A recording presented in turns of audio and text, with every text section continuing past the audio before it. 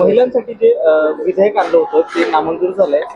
काँग्रेसने त्याच्यावर टीका केली की या बिलाच्या आडून मोदी सरकार वेगळे काम करू पाहतं. तर मला सांगा की आज काँग्रेसनी नारी शक्ती वंदन अधिनियम हे बिल नामंजूर झाल्यानंतर जो जल्लोष केला तो कशाचा होता? म्हणजे महिला आरक्षण लागू नाही झालं आणि त्याच्यामुळे कुठलाही गरीब, मागासवर्गीय, आदिवासी, ओबीसी, वंचित, शोषित महिला ज्यांना राजकारणाचा वारसा नाही त्या विधिमंडळात आणि संसदेत येऊ शकणार नाहीत याचा जल्लोष हा काँग्रेसने केला का? त्यासाठी प्रियांका गांधींनी पीसी घेतली का? त्या स्वतः सुद्धा एक महिला आहे. राहुल गांधीजींच्या घरामध्ये 2 महिला खासदार आहेत, त्यांची आई आणि त्यांची बहीण. मग फक्त एका प्रस्थापित घराण्यातल्या लेकीनं आणि बहिणीनंच आमदार आणि खासदार बनावं का?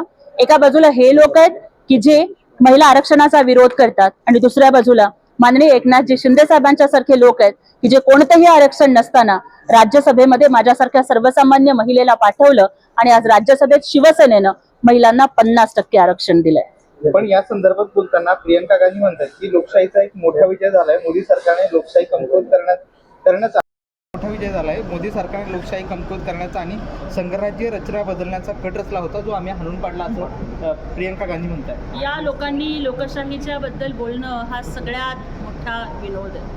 या लोकांनी लोकशाहीच्या बद्दल आणि संविधानाच्या बद्दल बोलणं म्हणजे 100 चूहे खाके बिल्ली हचको चली आहे.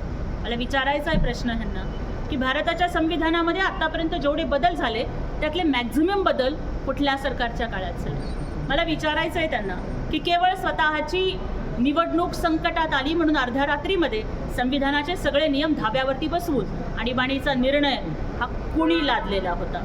मला विचारायचं आहे ह्या लोकांना की मिनी कॉन्स्टिट्यूशन म्हणवलं जावं इतका मोठं संविधान संशोधन हे कुठल्या पक्षाने केलं होतं? मला विचारायचं आहे ह्या लोकांना की जेव्हा भारतरत्न डॉक्टर बाबासाहेब आंबेडकर ज्यांची जयंती आपण सगळेजण या एप्रिल महिन्यामध्ये साजरी करतोय, त्यांनी जेव्हा महिलांच्या हक्कासाठी हिंदू कोड बिल आणलं होतं तेव्हा त्यांना विरोध कोणत्या पक्षाने केला होता आणि कुणामुळं बाबासाहेबांना कायदेमंत्री पदाचा राजीनामा द्यावा लागला होता? त्या सगळ्या प्रश्नांची उत्तरं देण्यासाठी त्यांनी आत्मपरीक्षण करावं.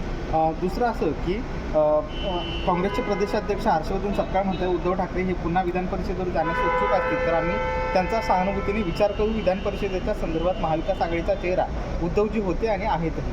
हे बघा, हा संपूर्णतः महाविकास आघाडीचा प्रश्न आहे. महाविकास आघाडीने कुणाला विधान परिषदेवर पाठवावं हा पूर्णतः त्यांचा अंतर्गत प्रश्न आहे. परंतु ज्या पद्धतीची भाषा म्हणजे जर हर्षवर्धनजी सपकाळ सहानुभूती वगैरे असा शब्द वापरतात हे मी तुमच्याकडून ऐकलं तर मला वाटतं की शिवसेनेचा वाघ हा स्वाभिमानावरती जगायचा, आता जर सहानुभूतीवरती जगायची वेळ आली असेल तर त्यांनी विचार करावा. मी काय बोलू? दुसरा शेवटचा प्रश्न असा आहे तुम्ही ज्या समाजातून येतात त्या समाजाच्या लोकांकडून काही मोर्चाच्या संदर्भात चर्चा केली असते कारण की उपवर्गीकरणाचा जो काही मुद्दा आहे तो समोर येतो आहे. उपवर्गीकरणामुळे आरक्षणाला हात घातला जातोय. आंबेडकरी समाजाचं जे काही आरक्षण आहे ते काढलं जाते असा आरोप केला जाते. त्यात कितपत तथ्य आहे आणि तुमची भूमिका काय? बघा, माझ्या समाजाचे प्रश्न, माझ्या समाजाच्या वेदना यांच्याशी मी पूर्णतः प्रामाणिक आहे. मी ज्या समाज घटकातून येते, ज्या बाबासाहेबांच्या चळवळीनं मला हा आत्मसन्मान दिला, आत्माभिमान दिला आणि त्यांच्यामुळं सडकपासून ते संसदपर्यंतचा सफर मी फक्त संविधानामुळे करू शकले. समाजामध्ये जर या प्रश्नाबद्दल अस्वस्थता असेल तर मी स्वतः त्यांच्यापर्यंत जाईन.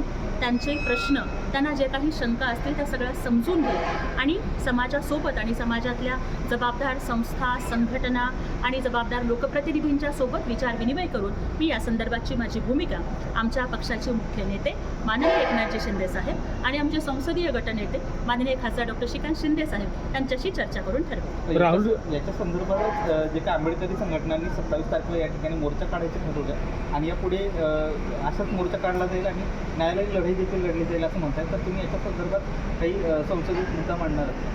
जर समाजाचे जे काही प्रश्न असतील त्या संदर्भामध्ये संसदेमध्ये आवाज उठवणं हीच आमची प्राथमिक जबाबदारी आहे आणि त्या जबाबदारीच्या प्रती मी पूर्णतः प्रामाणिक आहे.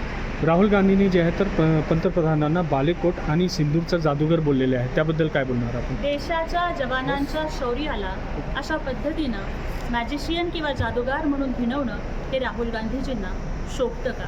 आपण जगातल्या सगळ्यात मोठ्या लोकशाहीचे विरोधी पक्षनेते, लीडर ऑफ ऑपोजिशन आहात. टीका केली तरीसुद्धा ती संयमानं आली पाहिजे.